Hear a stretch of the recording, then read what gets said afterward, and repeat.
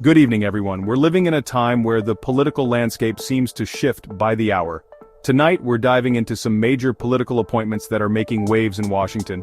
Former President Trump has made some unconventional choices, to say the least, and we're going to break them down, analyze the potential impact, and hear from experts on what this could mean for the country. Let's get started. Matt Gaetz, the fiery congressman from Florida, known for his staunch defense of former President Trump and his unyielding conservative stance, has always been a polarizing figure in American politics. His rise to prominence has been marked by his willingness to challenge the establishment and his vocal opposition to what he perceives as governmental overreach. Now, Gaetz is in line to be the nation's top law enforcement officer, a position that comes with immense power and responsibility. His confrontational style and unwavering loyalty to Trump have made him a hero to some and a villain to others. This appointment has sent shockwaves through Washington, with Democrats and even some Republicans expressing deep concern. The prospect of Gaetz leading the Department of Justice has ignited a firestorm of debate about the future direction of the agency and its role in American society. Gaetz, a lawyer by training, has been a vocal critic of the Justice Department, particularly its handling of investigations related to former President Trump. His criticisms have often been sharp and unrelenting, reflecting his belief that the agency has been weaponized against political opponents. His supporters see him as a fearless crusader, someone who will shake up the status quo and root out what they perceive as corruption. They believe that Gaetz's appointment is a necessary step to restore integrity and accountability within the Justice Department. However, critics point to his lack of experience in leading a large organization like the Justice Department. They argue that his confrontational approach may not be suitable for an agency that requires a steady hand and a commitment to impartiality. They also worry about his temperament and his ability to remain impartial, given his close ties to the former president. Gaetz's history of inflammatory statements and partisan rhetoric has only fueled these concerns. The Senate confirmation hearings are sure to be contentious. Senators from both parties will likely grill Gaetz on his past statements, his views on the role of the Justice Department, and his ability to uphold the rule of law without bias. Gaetz will face tough questions about his past statements, his views on the role of the Justice Department, and his ability to uphold the rule of law. His responses will be closely scrutinized not just by the senators, but by the American public as well. This is a pivotal moment for the Justice Department and for the country. The appointment of the Attorney General is always significant, but in these polarized times it takes on even greater importance. The Attorney General plays a crucial role in upholding the Constitution and ensuring that justice is served. As the nation's top law enforcement officer, the Attorney General must navigate complex legal and political landscapes, making decisions that can have far-reaching consequences for the country.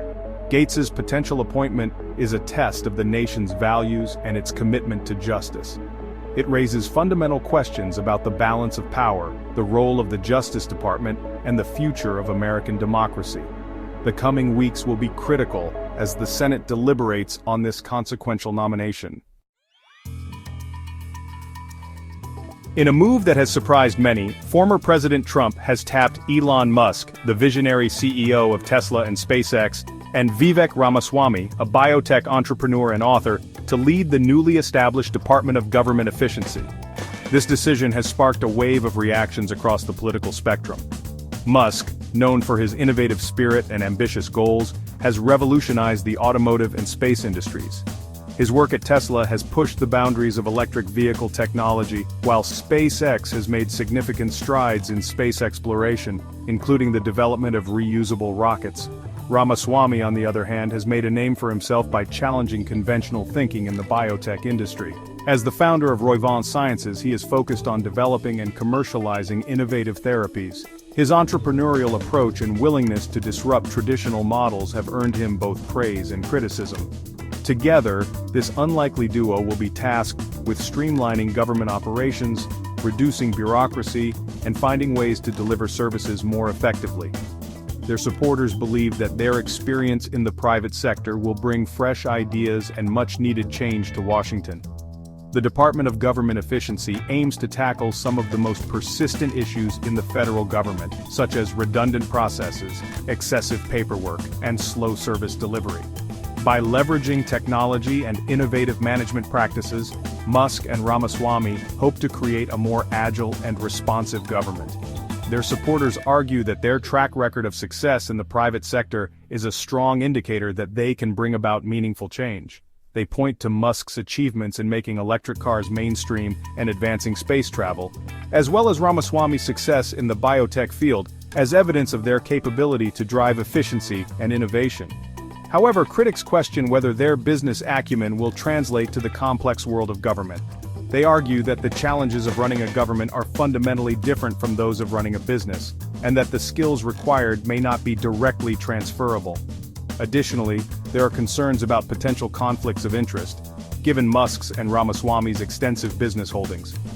Critics worry that their decisions could be influenced by their personal financial interests, rather than the public good. The creation of this new department itself signals a shift in priorities, with a focus on efficiency and cost-cutting. This move is seen by some as a necessary step to address the growing national debt and improve the overall performance of the federal government. It remains to be seen how Musk and Ramaswamy will navigate the political landscape and whether they will be able to deliver on their promises of a more efficient and effective government. Their success or failure could have far-reaching implications for the future of government operations and the role of private sector leaders in public service. Pete Hegseth, a Fox News host and former Army officer, has been nominated for Defense Secretary, a move that has ignited a firestorm of controversy. Hegseth is a staunch conservative and a vocal supporter of former President Trump. His supporters praise his military service and his understanding of national security issues. They believe that he will be a strong advocate for the armed forces and that he will prioritize American interests on the global stage. However, critics point to his lack of experience in high-level government positions and his history of making inflammatory statements. They question his temperament and his judgment, arguing that he is unfit to lead the Department of Defense. Hegseth's nomination has also raised concerns about the politicization of the military. Some worry that his appointment could undermine civilian control of the armed forces and erode public trust in the institution. The Senate confirmation hearings will be closely watched as lawmakers scrutinize Hegseth's qualifications, his views on foreign policy, and his ability to serve as an impartial leader of the military. Tulsi Gabbard, the former congresswoman from Hawaii and one-time Democratic presidential candidate, has been tapped to lead the intelligence community as the Director of National Intelligence. This appointment marks a significant shift in the leadership of the intelligence community, bringing in a figure known for her outspoken views and independent stance on various issues. Gabbard's career has been marked by her willingness to challenge the status quo, a trait that has earned her both staunch supporters and vocal critics. This unexpected appointment has sparked a flurry of reactions, with some praising her experience and others questioning her allegiances. Supporters argue that her diverse background and first-hand experience in military affairs provide her with a unique perspective that is often lacking in the intelligence community. They believe that her leadership could bring much-needed reform and a fresh approach to intelligence operations. Gabbard, a veteran who served in Iraq, has been a vocal critic of U.S. foreign policy, often taking stances that challenge the Democratic establishment. Her military service has given her a deep understanding of the complexities of global conflicts and the impact of U.S. policies on the ground. This experience is seen by her supporters as a valuable asset in her new role, where she will be responsible for providing the president with accurate and timely intelligence. Her supporters believe that her willingness to question conventional wisdom and her understanding of military affairs make her well-suited for this critical role. They argue that her independent mindset will allow her to provide unbiased intelligence assessments free from the influence of political agendas. This, they believe, is crucial for ensuring that the president receives the most accurate and objective information possible. However, critics have raised concerns about her past positions on issues such as Syria and her association with controversial figures. They worry that her previous statements and actions could undermine her credibility and effectiveness as the Director of National Intelligence. Some fear that her unconventional views might lead to conflicts within the intelligence community and with other government agencies. They question her ability to provide objective intelligence analysis and to work effectively with the intelligence community. Critics argue that her outspoken nature and tendency to challenge established norms could create friction and hinder collaboration. They emphasize the importance of unity and cooperation within the intelligence community, especially in times of heightened global tensions. The Director of National Intelligence plays a crucial role in shaping the President's understanding of national security threats and in coordinating the efforts of the various intelligence agencies. This position requires a leader who can navigate complex political landscapes, build consensus, and ensure that intelligence operations are conducted effectively and efficiently. Gabbard's ability to fulfill these responsibilities will be closely watched by both her supporters and detractors.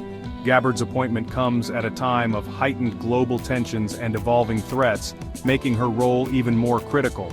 The world is facing a range of challenges from cyber threats and terrorism to geopolitical rivalries and climate change.